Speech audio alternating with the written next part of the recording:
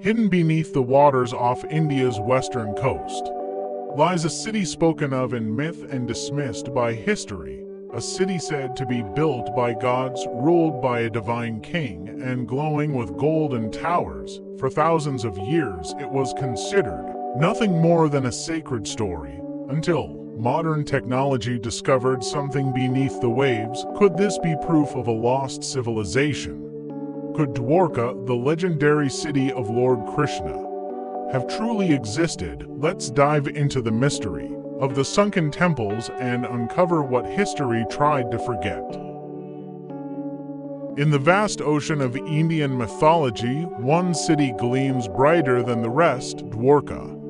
Said to have been founded and ruled by none other than Lord Krishna himself. This city was described not just as magnificent, but divine, according to ancient Hindu texts like the Mahabharata, Arabian Sea, and Skanda Purana. Dwarka was no ordinary kingdom.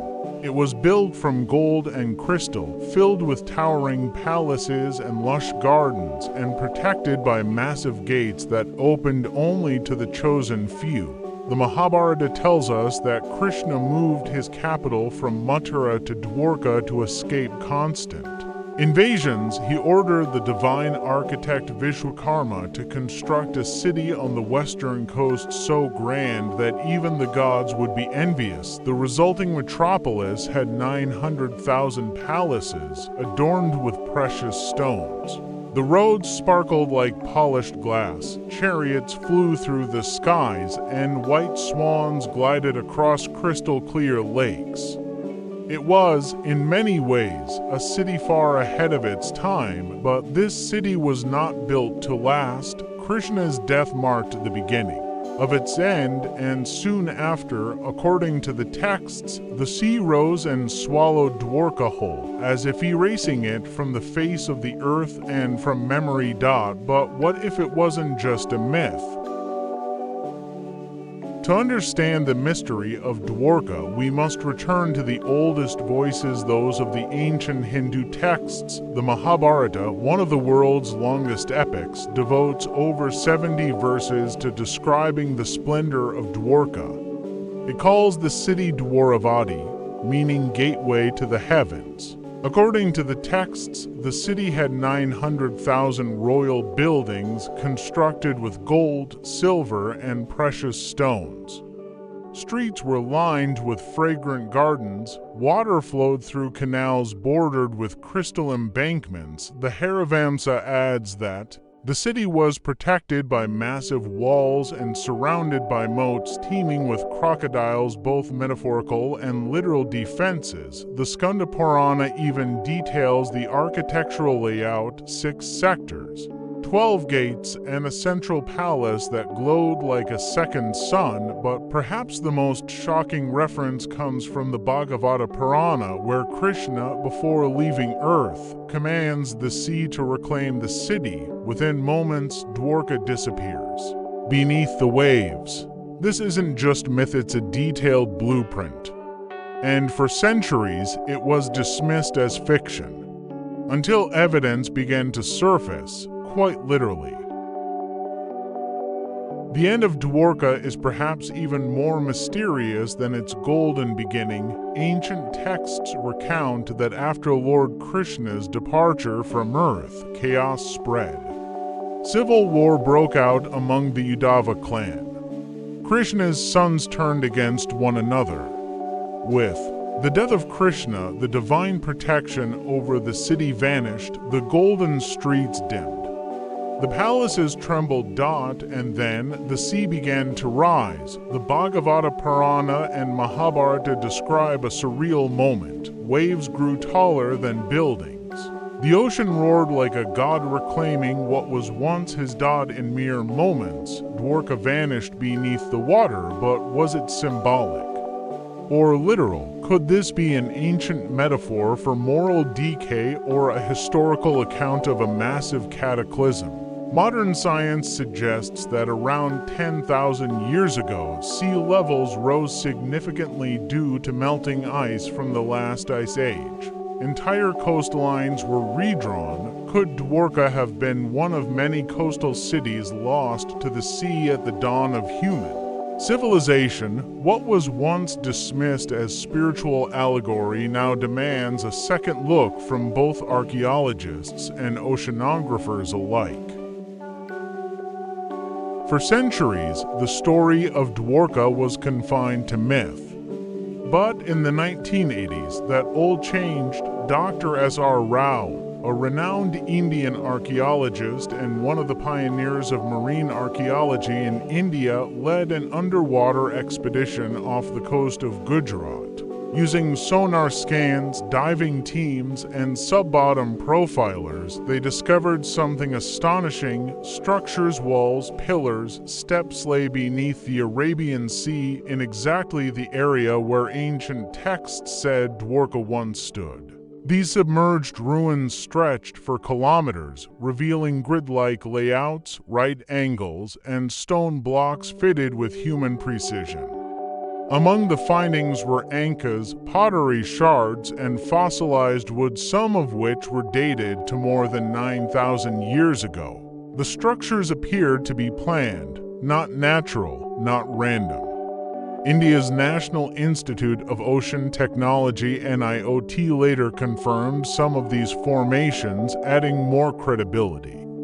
If this was Dwarka, it meant not only that the city was real, but that human civilization on the Indian subcontinent could be far older than previously thought. Older than the pyramids, older than Mesopotamia. A city beneath the waves, whispering a forgotten truth. Among the most compelling discoveries off the coast of modern Dwarka are structures that resemble temples, city walls, and docks, all now resting silently beneath the waves. Divers working with the Marine Archaeology Unit at the National Institute of Oceanography reported stone platforms, straight causeways, and what appeared to be steps leading into the ocean itself. These formations do not look like natural geological formations. Many are shaped at right angles, feature symmetrical arrangements, and are oriented as though they once supported a living urban environment.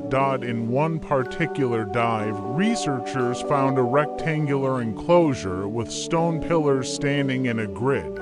Formation likely the foundation of a temple or palace courtyard. Other surveys revealed submerged walls several meters thick, running parallel to each other, similar to defensive city walls. Coral growth over these stones suggests they've been underwater for thousands of years, well beyond any known historical record of construction in that region. Pottery shards, a stone anchor, and engraved blocks have been retrieved and carbon dated to approximately 750–0950 years ago. These aren't just ruins.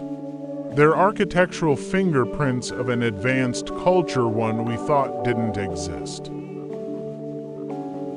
Despite the archaeological evidence piling up from the seabed near Gujarat, the discovery of underwater Dwarka remains a subject of heated debate. Why? Because if Dwarka is real land 9,000 years old, it would append the accepted timeline of human civilization. The current academic consensus is that urban planning began around 3000 BCE in Mesopotamia, but the structures at Dwarka predate this by thousands of years, suggesting that advanced city building may have begun far earlier, perhaps in places scholars never expected. Critics argue that the underwater formations are merely natural rock arrangements. Others claim the carbon dating is unreliable due to contamination, but none can fully explain the right-angled layouts, the pillar grids, and the artifacts retrieved, such as ankas and carved stones. Some archaeologists, especially in the West, are hesitant to endorse the findings. They fear being associated with pseudoscience or nationalist agendas, but silence, too, is a choice. And for the people of India, where Krishna is more than a myth, the discovery of Dwarka is not a question of belief, but of historical justice. Perhaps It's time we ask not whether the evidence exists, but why some choose not to see it. If Dwarka is real, and if it is as ancient as the evidence suggests, we are faced with a much larger question: what else lies beneath the oceans of our world? India is not alone. Off the coasts of Japan, the mysterious Yonaguni monument has sparked similar debate. In Cuba, sonar scans have detected symmetrical structures submerged deep in the Caribbean. In Cambodia, myths speak of Naga cities swallowed by the Mekong long before Angkor. Could it be that ancient civilizations were not only more advanced than we assume, but also far more widespread and more coastal than we ever imagined? Consider this. At the end of the last ice age, sea levels rose by more than 120 meters. That would have swallowed up any coastal city built before 10,000 years ago, if humanity's earliest cities were built by the sea.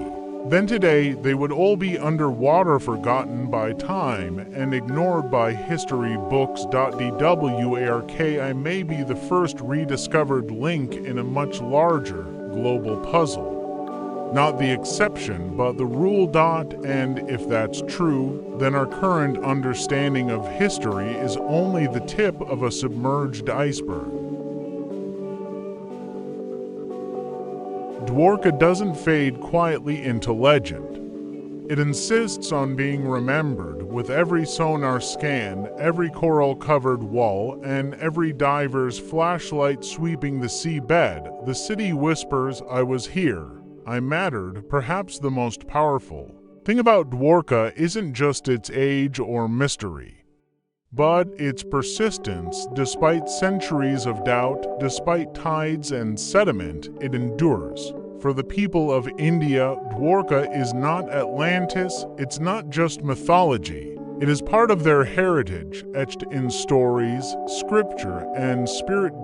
And now, for the world, it stands as a challenge to explore deeper, to question harder, to re-examine what we think we know about the dawn of civilization.